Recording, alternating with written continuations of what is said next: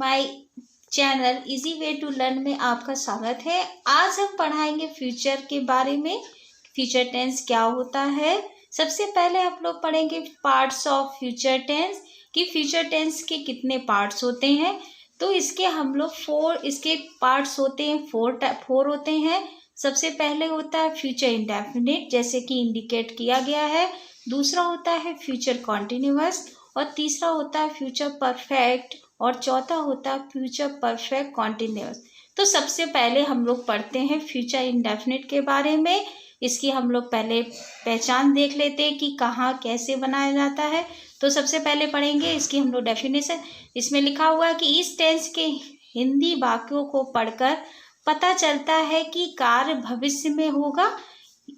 तो इस टेंस की हिंदी वाक्यों के अंत में गा है, गी, गे आदि शब्द आते हैं, उन्हें फ्यूचर इंडेफिनिट टेंस कहते हैं। इसकी हेल्पिंग वर्ब होती है विल और शैल, लेकिन इसका प्रयोग कैसे किया जाता है।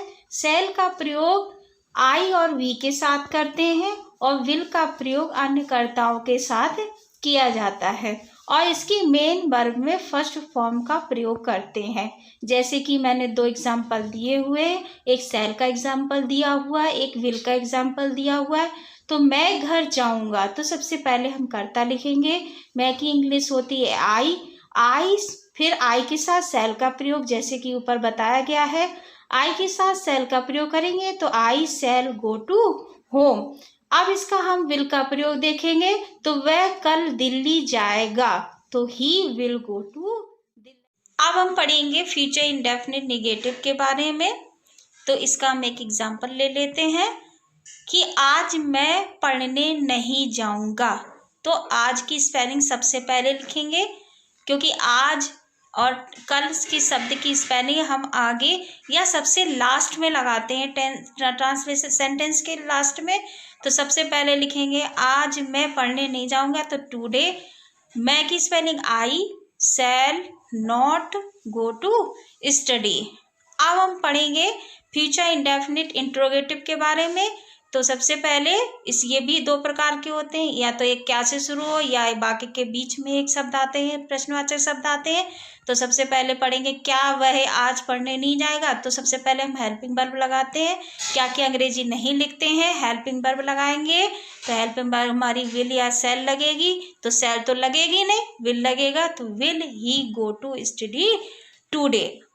फिर इसका दूसरा एग्जाम्पल ले लेते हैं। यदि वाक्य के बीच में कब, क्यों, कैसे, कहाँ शब्द आते हैं, तो वहाँ सबसे पहले प्रश्नवाचक शब्द की अंग्रेजी लिखेंगे। तो when will he go to study. लोग पढ़ेंगे फ्यूचर कॉन्टिन्यूअस के बारे में। तो सबसे पहले डेफिनेशन पढ़ेंगे। इस टेंस के वाक्यों में क्या पता चलता है, पहले देख ले कि पहले क्या पता चलता है कि भविष्य में कोई कार्य जारी रहेगा। कार्य तो जारी रहेगा लेकिन पूरा नहीं होगा, तो ऐसे वाक्य फ्यूचर कॉन्टिन्यूअस होते हैं। और इसमें पहचान होती है कि जिन वाक्यों के अंत में रहा होगा, रही होगी, रहे होंगे, रहा होगा आदि शब्द आते हैं, वहाँ फ्यूचर कॉन्टिन्यूअस टेंस होता है। इसकी सहायक क्रिया होती है, यानी हेल्पिंग वर्ब होती है, will be, shall be. Main verb में फर्स्ट फॉर्म में आईएनजी लगाते हैं। फॉर एग्जाम्पल इसके हमने दो एग्जाम्पल लिए हैं, एक विल का लिया है, एक शैल बी का लिया है। अब इसका एग्जाम्पल है वह स्कूल जा रहा होगा, तो he will be going to school. और शैल का एग्जाम्पल है हम सो रहे होंगे, तो we shall be sleeping then. पढ़ेंगे फ्यूचर कॉन्टिन्यूअस नेगेटिव के बारे में। इसका एग्जाम्पल ले लेते हैं। वह मंदिर नहीं जा रही होगी, तो he will not be going to temple. अब इसका हम फ्यूचर कॉन्टिन्यूअस इंटेरोगेटिव पढ़ेंगे।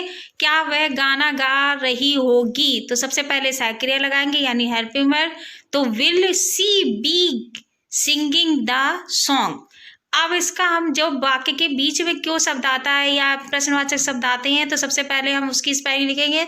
तो इसमें क्यों प्रश्नवाचक शब्द आया है, तो why will she be eating food. अब इस कभी कभी होता है वाक्य के बीच में प्रश्नवाचक शब्द और निगेटिव दोनों आ जाते हैं, तो वह क्यों नहीं दिल्ली जा रही होगी, तो why will she not be going to Delhi. आज का वीडियो यहीं समाप्त करते हैं। अगर आपको मेरे पिछले वीडियो देखने हैं, आप मेरे प्रोफाइल में जाकर देख सकते हैं। Thank you.